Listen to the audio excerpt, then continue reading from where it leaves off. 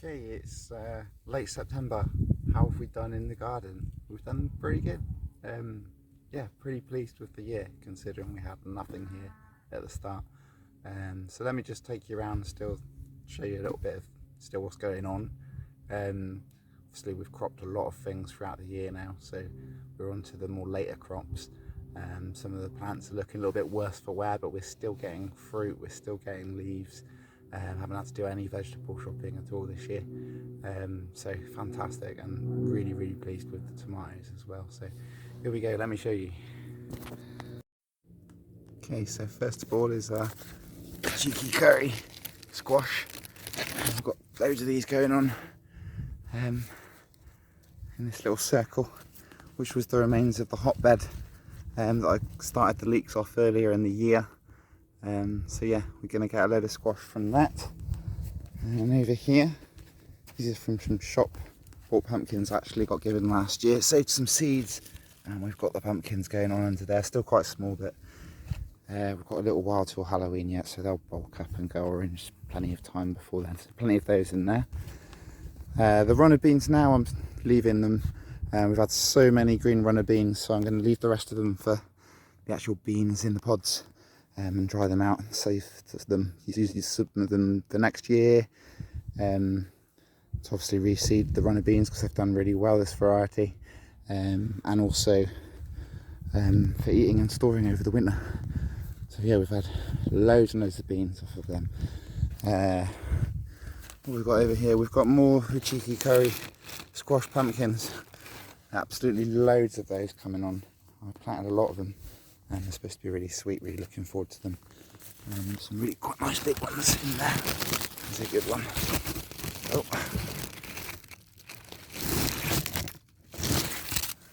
And then the leeks, probably about a month off still picking, or starting to harvest, I'd say.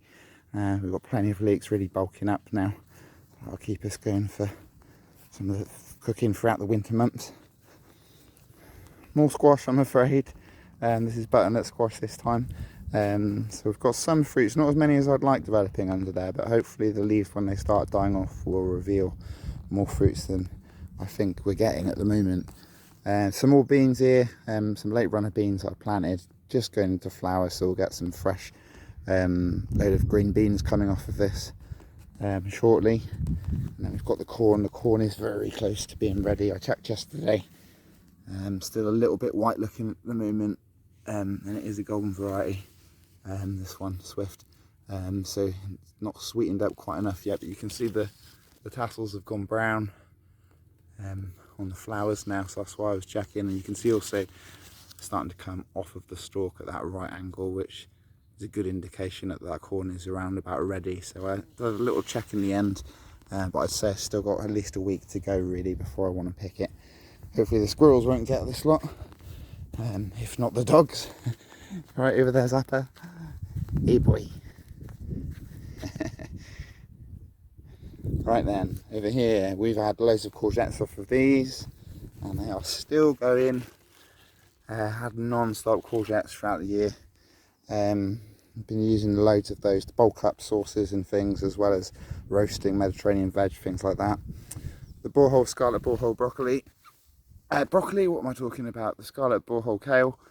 Sorry, it's been doing brilliantly all year. So we've had loads of meals of kale off there. I'm surprised it hasn't bolted just yet. But I have got some more curly kale currently germinating in the polytunnel. And then we've got a little bit of lettuce going on left. Some more ice kale. A very sorry looking for itself Chinese lettuce. After the slugs have been demolished in this, I'm kind of using this as a bit more of a bait thing really, to be honest, rather than anything. Because it just hasn't been allowed to grow all year.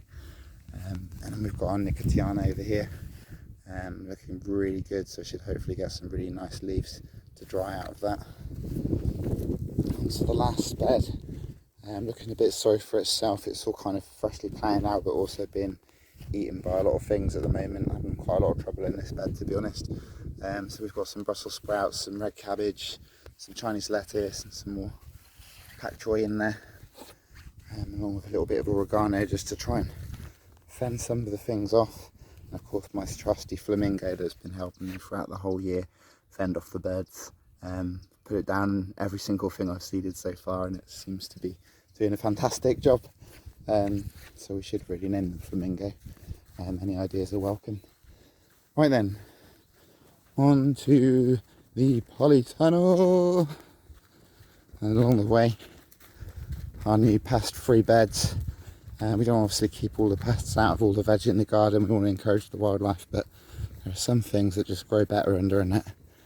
So we've got a load of brassicas in here which are doing much better, some Chinese lettuce, red cabbage, and some more Brussels sprouts, along with some more oregano in between the water tanks there. Been watering everything all year. So, Maggie, shall we go into the polytunnel? She says yes. Okay, so as I say, quite late on in the year now, so things aren't looking as green as they were, obviously.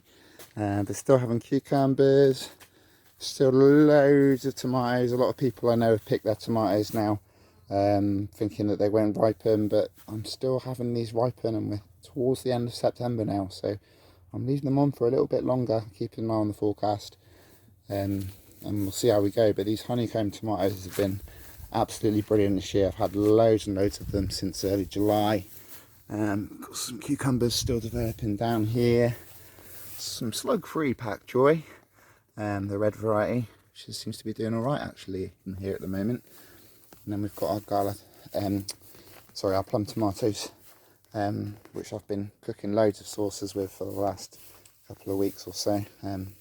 All ripening, but still loads and loads on here, as you can see. So hopefully they will ripen in time. But yeah, tomato central at the moment. A little bit more spinach, and then a courgette, and some purslane, and a few small tomatoes at the bottom here.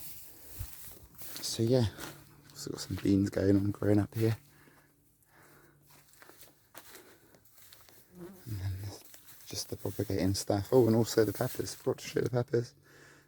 So these are the bird's eye chilies. Very, very small peppers, but they don't need to be big. They're absolutely boiling when you just put a little bit of one into a dish. So I'm going to have loads of those going on, and I will usually make with these my chili salt, which will last me until next year's harvest, or longer, to be honest. So I'm going to have loads and loads of chilies off of this. A few dahlias that were attacked by slugs non-stop outside. Looking now beautiful in the polytunnel. Hopefully we might have a little couple of flowers before the winter sets in. But yeah, hope so. Been looking after those babies for quite a few years, and this is the first year I thought I'd lost them, and got them back, but still haven't seen any flowers. Some more Nicotiana here that started to flower, but I've taken a lot of the lower leaves off of this that are currently drying. Oregano as well. Some of them I'm harvesting for food, and some of them I'm leaving to flower as well for the insects, because the bees love the oregano flowers a lot.